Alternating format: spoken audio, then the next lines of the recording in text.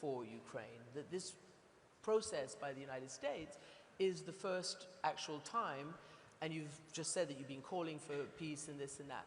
That's one question, but it's related to leverage. Military commanders tell me that in times of war, either superior military might will end a war, which it hasn't here, or actually, you know, even between Israel and Palestine, or the parties have to come to some kind of, be forced to the table. There has to be enough pain on whichever one, both, to come to the table. Give me your responses. First, actually, I wanted to build on something that His Excellency said about accountability, justice, and the peace lasting. Because one is to achieve a peace deal, and the other thing is that this peace is sustainable, which requires the whole of society approach, really, that, you know, people also accept this. I mean, wars always bring human suffering, and how can we go from this place that what happened would never happen again, and that is bringing a sustainable peace. Now, coming to your question, in Ukraine war, there are no both parties because there is one aggressor and one victim. And that's why, you know, if we want to have a sustainable peace, a long-lasting peace, we should make sure that the concessions are on the aggressor's side, that the aggression does not pay off, it's not rewarded. If we look at the last 100 years, Russia has attacked 19 countries, some as many as 3 or 4 times. None of these countries has ever attacked Russia.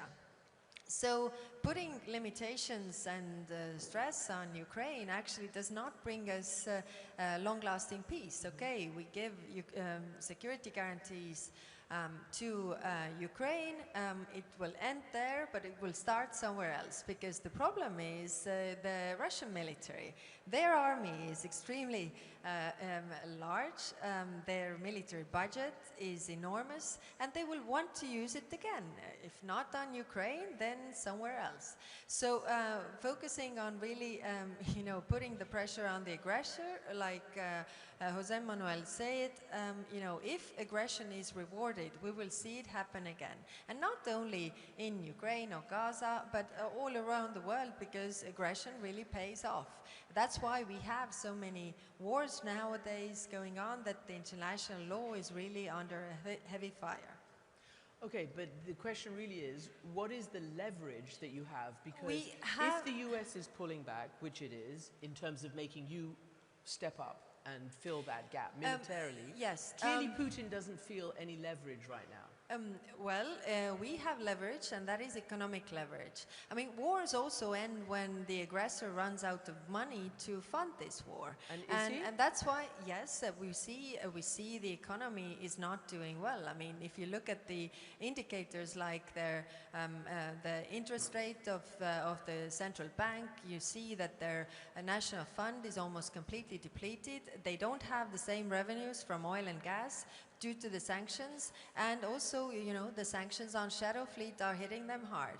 Now we have the discussions of using the Russian frozen assets for the reparation loan. Where's that going to end? Because Belgium says no, no. Well, no. we are 27 democracies. It always takes time to get to results, but the discussions are ongoing. The proposal is now on the table. Why is it so important? To really show that it doesn't pay off. And you know, there are examples from the history, from this part of the world. I mean, when Iraq invaded Kuwait, it was exactly the same case. I mean, if you look at the speeches... No, there was a military confrontation. I covered it. America got 500,000 troops together. The difference was it wasn't the UN Security Council member who was doing the aggression, and that's why the international response was very clear. But the case is exactly the same, and there we actually defended the international law, all of us together. So my point being that wars end when aggressors run out of money. By the way, Russia ended the war in Afghanistan when they ran out of money to finance this war.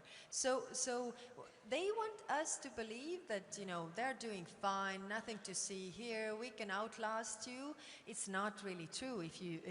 And by the way, in that national security paper that you were talking about, there is that, you know, Americans are saying that Europe has a huge leverage, you know, regarding Russia. So we shouldn't also underestimate our own power and overestimate Russia's strength.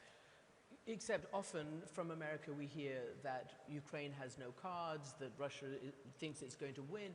I mean, what does that do in terms of building leverage for the person you said, or the state you say needs to be defended, which is the victim? Well, first of all, we should understand, and really, I mean, we have so many examples from the Russian negotiation tactic. I mean, this is the way they operate always. Present demands, like totally absurd demands. Like right now, they are demanding territories that they haven't been able to conquer militarily in 11 years. If you think back to 2014. So they're demanding this. Then the second is like present threats, ultimatums, which they are doing as well. And then, you know, third level is that there will always be people in the West who will offer you something that you didn't have before. So you walk away with more than you had. We have seen this many, many times, and always it brings more war. So right now we should not walk into those traps, and we should concentrate on what we are doing, helping Ukraine to defend itself, pressuring Russia with the sanctions so that they would actually go from pretending to negotiate to the point where they need to negotiate. Foreign Minister Fidan, can I ask you, I think it was 10 years ago, Turkey shot down an incursion by a Russian fighter jet. And it was fine. The rules of the world were established. You said don't come into our airspace. They did. You shot them down. Boom, that was the end of that. So I wonder, I know you're not Europe, maybe one day, but Russia upped the ante this week saying it's ready to wage war on Europe right now.